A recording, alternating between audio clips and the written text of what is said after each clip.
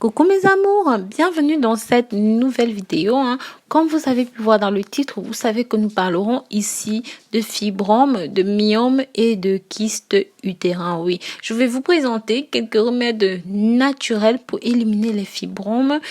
Mais avant de rentrer dans le vif du sujet, si vous êtes nouveau, si vous êtes nouvelle, la voix que vous entendez, c'est la mienne, Rose Mouni. Je vous dis bienvenue sur ma chaîne YouTube. Si vous n'êtes pas encore abonné, n'hésitez pas, abonnez-vous, likez et commentez. Les fibromes, également connus sous le nom de myomes utérins, sont des tumeurs masculinaires non cancéreuses qui se produisent fréquemment au niveau de l'utérus. Environ 80% des femmes développent des fibromes à l'âge de 50 ans. Waouh! La cause commune des fibromes utérins n'est pas connue. Jusqu'ici, des facteurs tels que la génétique, des anomalies des vaisseaux sanguins ou du système vasculaire, des hormones ou autres facteurs de croissance jouent un rôle de pivot dans le développement des fibromes. La majorité des femmes n'éprouvent pas de symptômes. Toutefois, certaines femmes éprouvent des symptômes tels que des règles abondantes, des règles de longue durée, une pression, une douleur au niveau du pelvis, les problèmes vésicaux, un malaise rectal, des douleurs au bas-ventre et même au dos. De manière générale, les fibromes utérins ne sont pas dangereux, mais ils peuvent causer un malaise immense, des complications telles que l'anémie en raison d'une perte excessive de sang. Dans de rares cas, les fibromes peuvent affecter la grossesse, peuvent même affecter votre fertilité. Voici des remèdes maison pour y pallier. Mes chéris, tout d'abord, on va commencer par le vinaigre de cidre de pomme.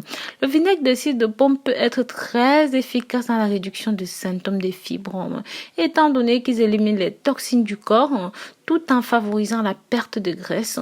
Bien que cela ne soit pas scientifiquement prouvé, il est censé aider à réduire la taille des fibromes également. Comment est-ce que vous devez vous en servir? Prenez simplement une cuillère à café de vinaigre de cidre de pomme dans un verre d'eau fraîche que vous allez boire le matin et le soir. Et bien sûr, vous pouvez combiner cela avec des feuilles de ndolé. Oui, ce sont des feuilles d'une extrême amertume. Donc, si dans votre pays, vous n'avez pas ces feuilles et que vous connaissez des feuilles qui sont extrêmement amères, n'hésitez pas à utiliser des feuilles médicamenteuses au goût extrêmement amer. Vous pouvez utiliser cela aussi. Comme je vous l'ai dit, buvez énormément d'eau. Et je vous conseille aussi de boire le thé vert. Je vous ai fait une vidéo sur le thé vert hier. Sachez que le thé vert contient la gallate d'épigallocatechin, EGCG, un composé qui inhibe la croissance des fibromes en augmentant leur taux de mortalité. L'EGCG a des effets anti-inflammatoires, prolifératif antioxydant, plus la réduction de la taille du fibrome. Le thé vert peut réduire la gravité des symptômes qui accompagnent les fibromes. Buvez 2 à 3 tasses de thé vert par jour. Prenez 2 capsules de 400 mg de thé vert par jour pendant plusieurs mois. Et je vous assure, mes amours, vos fibromes ne seront plus qu'une histoire ancienne.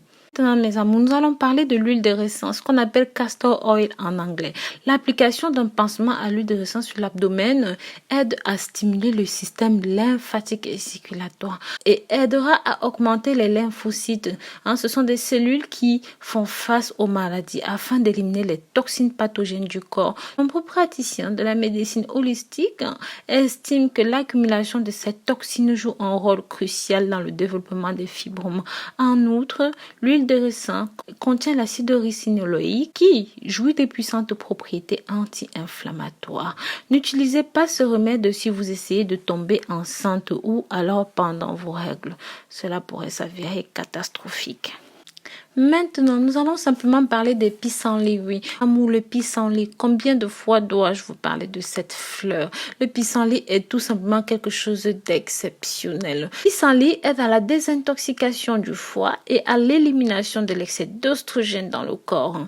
Mes amours, ce que vous devez faire, si vous avez des fleurs de pissenlit, vous faites tout simplement 2 fleurs dont vous nettoyez et 2 fleurs, vous laissez infuser le matin que vous allez boire dans à peu près 100 centilitres d'eau et vous faites pareil le soir. Et bien sûr, c'est pas la peine de vous dire que vous devez boire ça à jeun pour un effet plus effectif.